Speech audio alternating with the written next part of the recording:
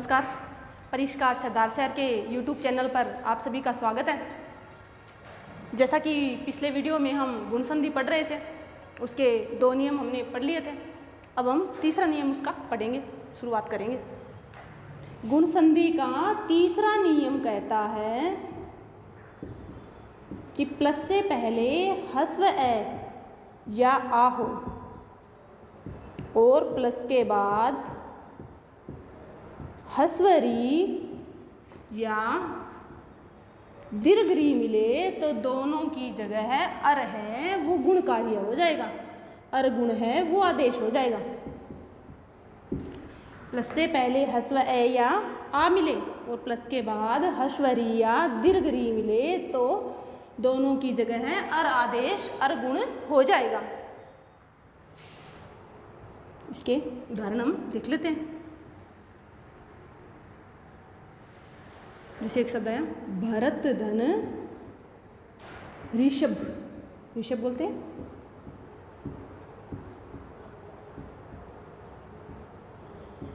भरत में देखिए स्वर कौन सा है अंत में?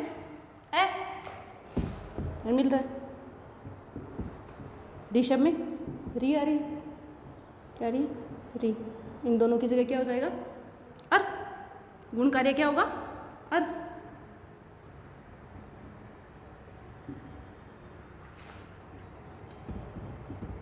तो ऐसे हमने ए हटाया और री हटाई, दोनों की जगह किया तो है अधूरा। बाकी क्या बच रहा है? शब्द। ये शब्द तो बच रहा है, ठीक है। अब इसको हम जोड़ेंगे। संधि का अर्थ ही होता है जोड़ना। भय रे तय के बाद देखिए आपका स्वर आ रहा है ए, तो तय आपका पूरा हो जाएगा। अब देखिए रे के बाद आपका कोई स्वर नहीं आ रहा, रे आपका अधूरा है।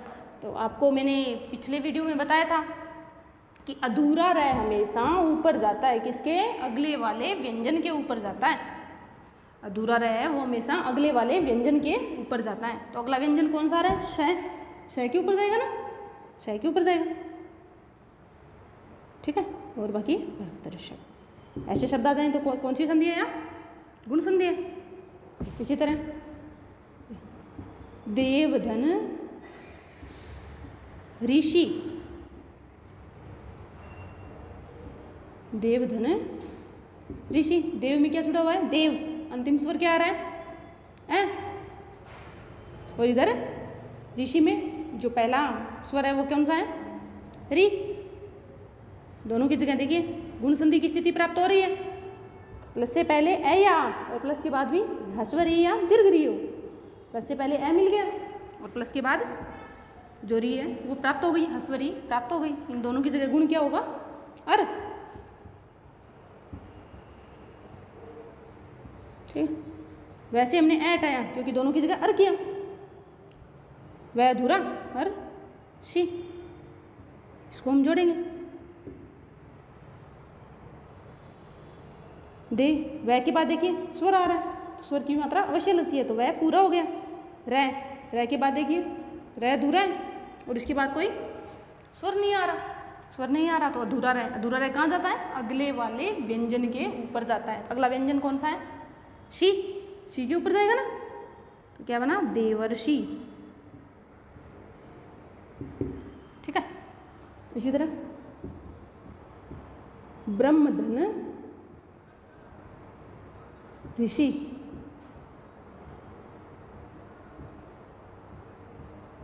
ब्रह्मधन ऋषि। ब्रह्म में क्या है? अंतिम जो स्वर है वो क्या है?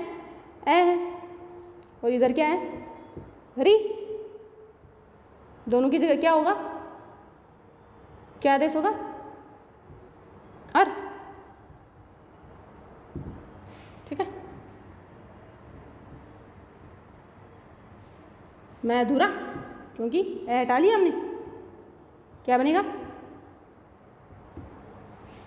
ब्रह्म में ए जुड़ेगा तो ए, ब्रह्म में मैं अधूरा है, इसके बाद स्वर ए आ रहा है वो इसमें जुड़ेगा तो मैं पूरा, और रे अधूरा, इसके बाद कोई स्वर नहीं आ रहा तो कहाँ जाएगा? अगले वाले व्यंजन के ऊपर। क्या बनेगा? ब्रह्मर्षि,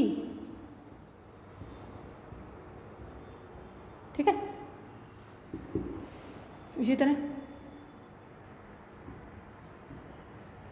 ग्रीष्म, ग्रीष्म जो कि ऋतु होती है, इन दो शब्दों को हम संधि करके लिखेंगे। ग्रीष्म धन ऋतु, ग्रीष्म ऋतु जो गर्मी की ऋतु होती है जो कि अब चल रही है। ग्रीष्म में है छुपा हुआ ना, ग्रीष्म आ रहा है ना, और ऋतु में कौन सा आ रहा है, हस्वरी। दोनों की जगह गुण क्या होगा, अर। कौन सा गुण होगा, अर। नियम प्राप्त तो स्थिति प्राप्त हो रही है ना, देखिए स्थिति का मिलान जरूर कर लीजिए, ठीक है।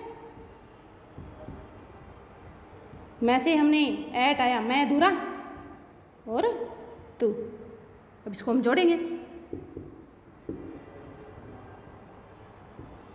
ग्रीष्म में ए जुड़ेगा, क्या बनेगा, मैं पूरा।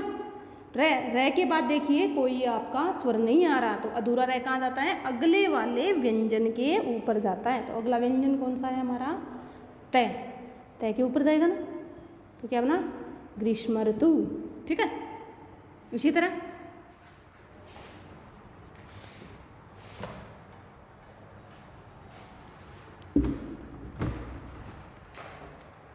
वसंत, वसंत भी ऋतु होती है। वसंत धन ऋतु, इसका हम पूर्ण जो संधि युक्त शब्द है वो बनाएंगे। वसंत में अंतिम जो स्वर क्या है, ए। ऋतु में पहला जो स्वर क्या है, री। दोनों की जगह क्या होगा, गुण अर।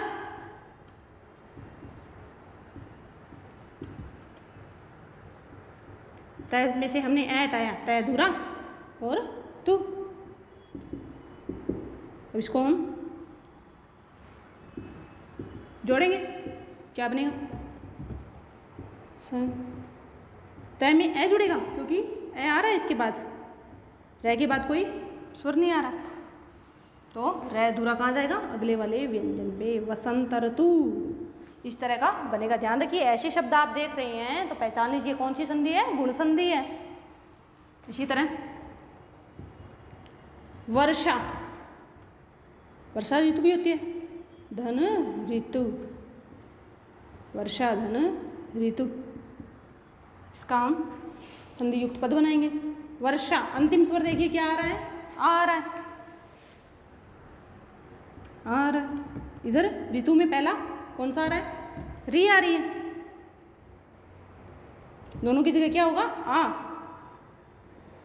अर होगा, क्या होगा, अर गुण होगा ना। इधर आ था और इधर री थी, तो गुण कौन सा होगा, अर। इसको हम अलग करेंगे। शय में से हमने ए हटाया, आ हटाया, तो क्या बचा, शय अधूरा।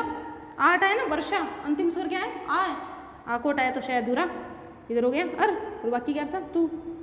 अब इसको जोड़ेंगे, देखिए वर्ष पूरा, क्योंकि ए आ रहा है, ए इसमें जुड़ जाएगा तो शय आपका पूरा हो जाएगा। और रह इसके बाद कोई स्वर नहीं आ रहा, तो कहाँ जाएगा, अगले वाले व्यंजन के। अगला व्यंजन क्या है, तय, तू है, तो इसके ऊपर जाएगा तो क्या बनेगा, वर्ष ऋतु। ये इस तरह का शब्द भी बन रहा है ना, पहचान लीजिए, कंफ्यूज मत हो जाइए, कौन सी संधि है, गुण संधि है, ठीक है। मूल शब्दों को अलग करेंगे तो कई कर देते हैं वर्ष, तो वर्ष कोई ऋतु थोड़ी थी, वर्षा। मूल शब्द क्या होगा, सार्थक शब्द क्या होगा, वर्षा। वर्षा धन ऋतु, इसका विच्छेद इस तरह होगा, ठीक है।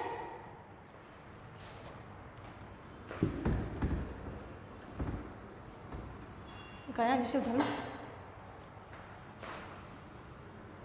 सदा धन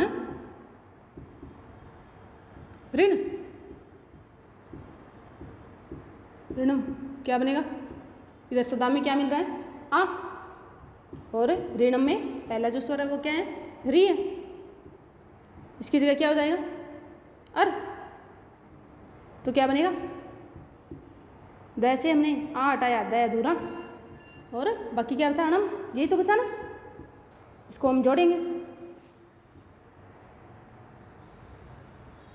क्या बनेगा, द में है जुड़ेगा, द पूरा, रह के बाद कोई स्वर नहीं आ रहा, तो कहाँ जाएगा, अगले वाले व्यंजन के ऊपर, तो क्या बनेगा, सदृणम। इस प्रकार के जो शब्द हैं वो पहचान लेंगे कौन सी संधि है, गुण संधि है, ठीक है। ये जो गुण संधि के हमारे प्लस से पहले ए या आ और प्लस के बाद ह्रस्व री या दीर्घ री हो तो किस में बदल जाता है? अर में बदल जाता है। इसके नियम है वो पूरे हुए। अगला चौथा नियम है वो हम पढ़ लेते हैं, ठीक है। चौथा नियम क्या कहता है?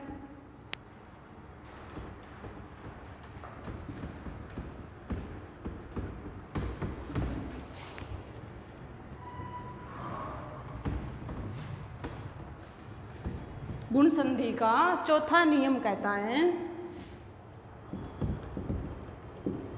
कि प्लस से पहले ह्रस्व ए या आ मिले और प्लस के बाद री मिले तो किस में होगा गुण? अल गुण में परिवर्तन हो जाएगा। री का आपको पता है संस्कृत में दीर्घ रूप नहीं होता है बल्कि ह्रस्व रूप होता है। किस में गुण में हो जाएगा? अल। अल में परिवर्तन हो जाएगा। दोनों की जगह क्या हो जाएगा? अल। प्लस से पहले ए या आ और प्लस के बाद यदि री मिले तो कौन से गुण में बदलेगा? अल गुण में बदल जाएगा। एक शब्द है तव, धन लीकार, तव है वो युष्मत शब्द रूप का षष्ठी विभक्ति एक वचन में रूप बनता है। यहाँ क्या था? तव, ए छुपा हुआ ना, अंतिम स्वर क्या है? ए। और ली में पहला जो स्वर है वो क्या है? द्री है।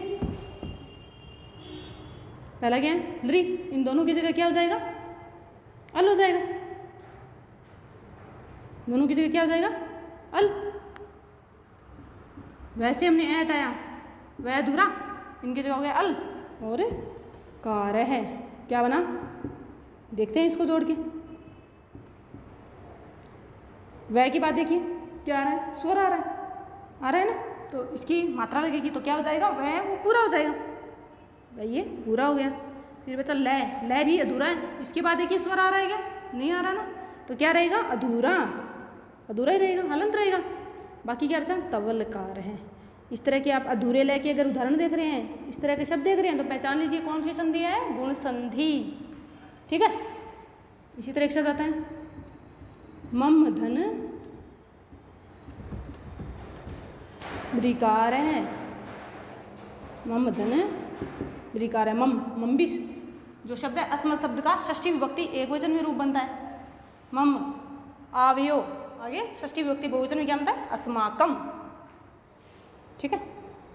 मम में क्या छुआ है? ए, और इधर क्या है? री। देखिए स्थिति प्राप्त हो रही है ना, तो दोनों की जगह क्या हो जाएगा? अल।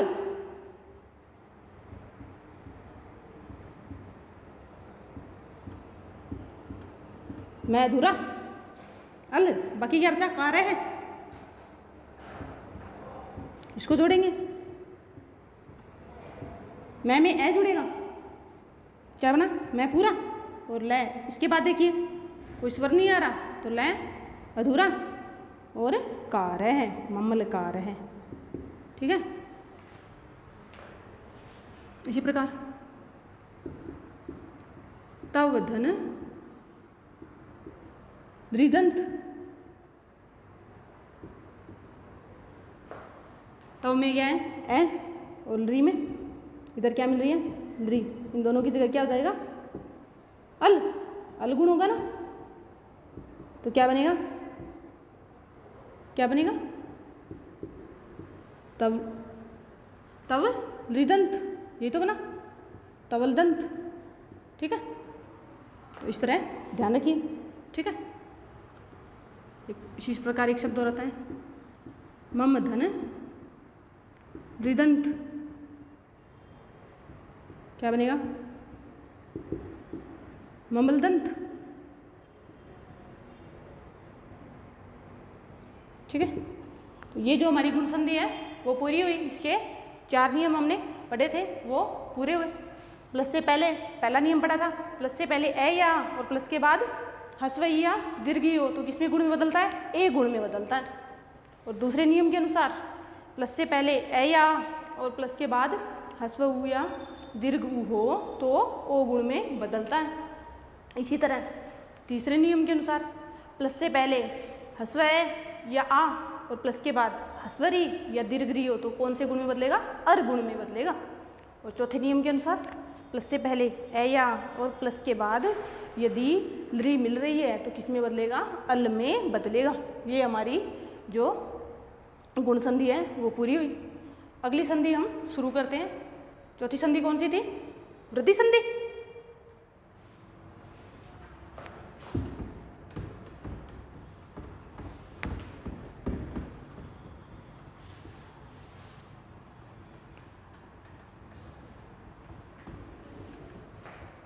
चौथी संधि है वृद्धि संधि।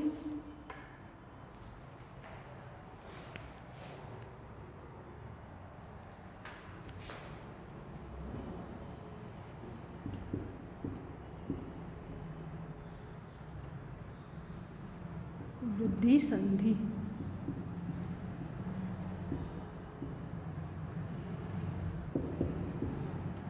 सूत्र, वृद्धि संधि का सूत्र है वृद्धि रेचि। सूत्र क्या है, वृद्धि रेचि। सूत्र है वृद्धि रेचि।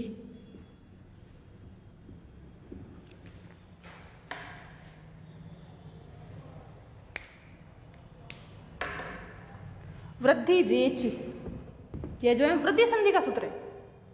ये सूत्र क्या कहता है, देखिए ये कह रहा है कि ए या आ से परे, किससे, ए या आ से परे क्या मिले, एच। एच प्रत्याहार मिले। एच प्रत्याहार है ए या आ से, इसी में छुपा हुआ इसका अर्थ, एच प्रत्याहार मिले। एच प्रत्याहार तो क्या हो जाएगा, इनको वृद्धि आदेश हो जाएगा। क्या हो जाएगा, वृद्धि आदेश। वृद्धि आदेश दोनों की जगह क्या हो जाएगा, वृद्धि आदेश हो जाएगा। ए या आ से परे यदि एच प्रत्याहार मिल रहा है तो इनको वृद्धि आदेश हो जाएगा। एच प्रत्याहार, बीच प्रत्याहार देख लेते हैं कौन कौन से वर्ण आते हैं, प्रत्याहार में वर्ण देखने पड़ेंगे। एच तीसरे सूत्र से बन रहा है, मतलब ए ओंग, चौथा आई औच, वहाँ तक बन रहा है ना, तीसरा और चौथा जो दोनों सूत्र हैं माहेश्वर सूत्रों के वो आ रहे हैं। तो कौन कौन से वर्ण आ रहे हैं, एच में ए ओ गै की हलंतम शीत संज्ञा, और आई औ च की हलंतम से इत संज्ञा। ये जो वर्ण है वो एच प्रत्याहार में आ रहे हैं, इनको वृद्धि आदेश हो जाएगा। वृद्धि आदेश तो ये देखना पड़ेगा वृद्धि होती किन किन वर्णों की है। जैसे हमने गुण देखे वैसे वृद्धि भी देखनी पड़ेगी। तो वृद्धि संज्ञा विधायक एक सूत्र आता है वृद्धि रादेच। सूत्र कौन सा आता है, वृद्धि संज्ञा विधायक वृद्धि रादेच। ये सूत्र क्या कहता है, वृद्धि रा आ आथ और एच आई और औ, इन दो तीन वर्णों की वृद्धि संज्ञा होती है।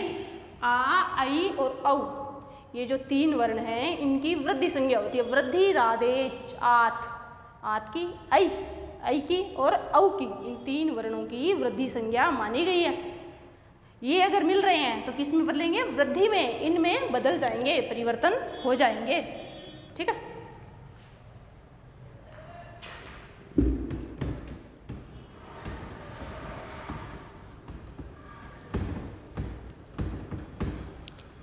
वृद्धि संधि का पहला नियम है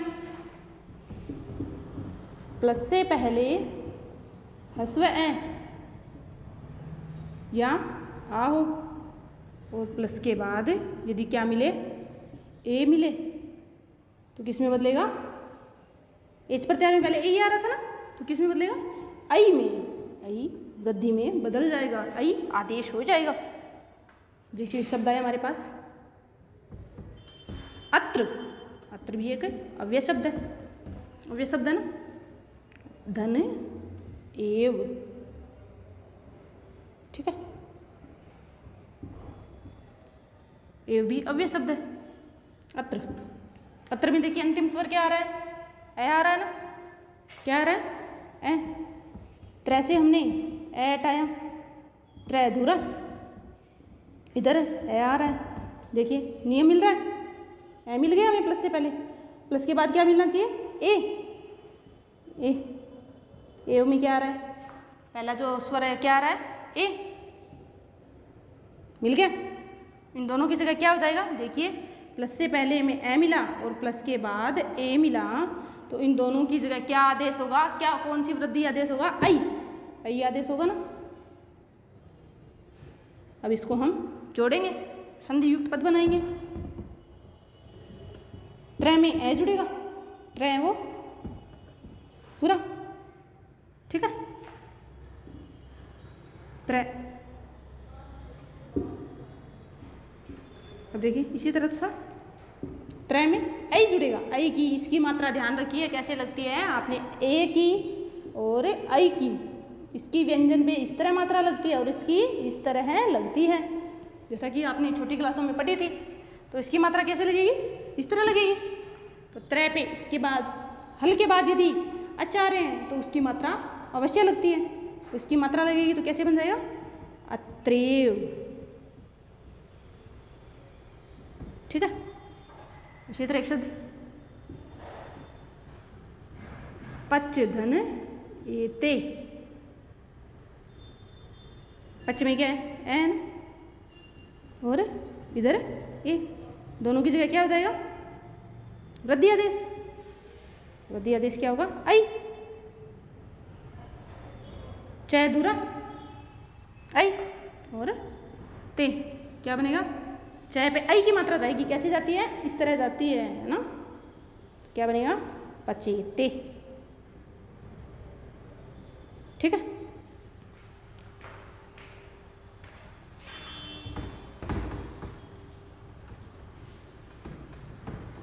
इसी तरह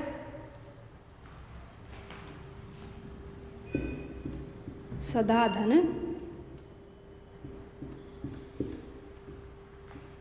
एव, क्या बनेगा, सदा में देखिए अंतिम स्वर क्या आ रहा है, सदा आपका अव्यय शब्द है।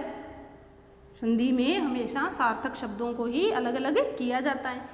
सदा, सदा होता है ना अव्यय, सदा में क्या आ रहा है, आ, और इधर क्या आ रहा है, ए, दोनों की जगह क्या हो जाएगा, ए हो जाएगा, आई हो जाएगा ना। तो क्या बनेगा, द से हमने आ हटाया, द अधूरा, और आई, वह क्या बनेगा, द में आई जाएगी, क्या बनेगा, सदैव। ये जो शब्द है, इस तरह के शब्द आप देख रहे हैं, इस तरह की मात्रा अगर देख रहे हैं शब्दों पे लिखी हुई, तो उसको सार्थक शब्दों को अलग करने की कोशिश कीजिए, तब आपको पता चलेगा कि यहाँ कौन सी संधि है, वृद्धि संधि है, ठीक है। इसी तरह तथा धनेव, क्या बनेगा, तथा धन एव, क्या बनेगा, तथेव, आ है ना, तथा में क्या है, तथा भी अव्यय शब्द है, ठीक है। तथेव,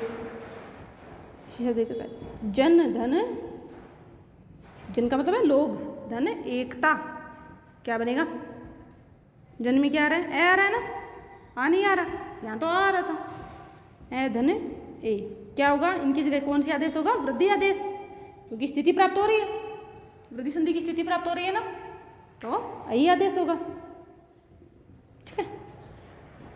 न से हमने ए हटाया, न अधूरा, आई, क्या बचा, बाकी क्या बचा हमारा, कता, ये तो बचा ना, इसको हम जोड़ के देखते हैं, क्या बनेगा, न में आई जुड़ेगी, जने कता, ये तो बनेगा ना, ठीक है। इसी तरह लोक धन एषणा, एषणा में भी ये आता है, आई नहीं आता, एषणा, क्या बनेगा, लोकैष्णा बनेगा ना, लोकैष्णा, ठीक है। इसी तरह वित्त धन एषणा, क्या बनेगा, वित्तेषणा,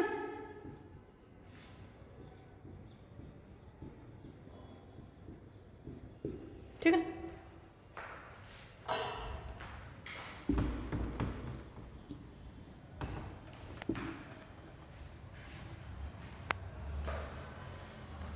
इसी इसी तरह एक शब्द और आता है हमारे पास,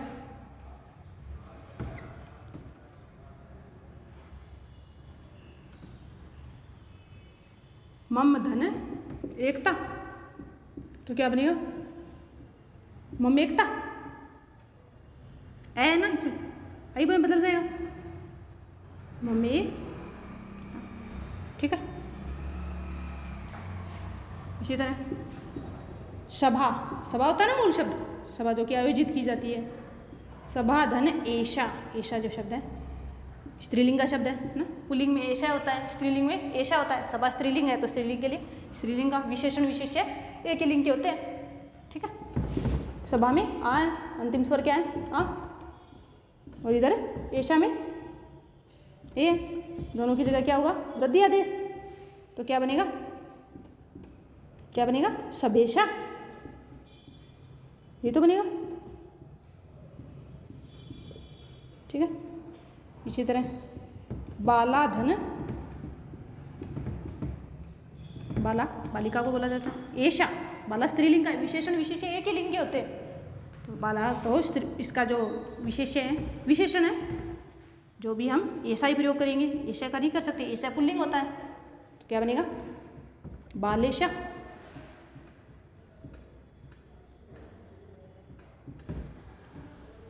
ये जो है हमने आज वृद्धि संधि का पहला पार्ट है। पहला जो नियम था, प्लस से पहले ए या और प्लस के बाद ए हो तो किस में बदलेगा? आई वृद्धि में आदेश हो जाएगा, जो कि आज हमने पढ़ा। इससे आगे के जो नियम हैं हम अगले वीडियो में पढ़ेंगे। तब तक चैनल को लाइक कीजिए, सब्सक्राइब कीजिए, शेयर कीजिए। धन्यवाद।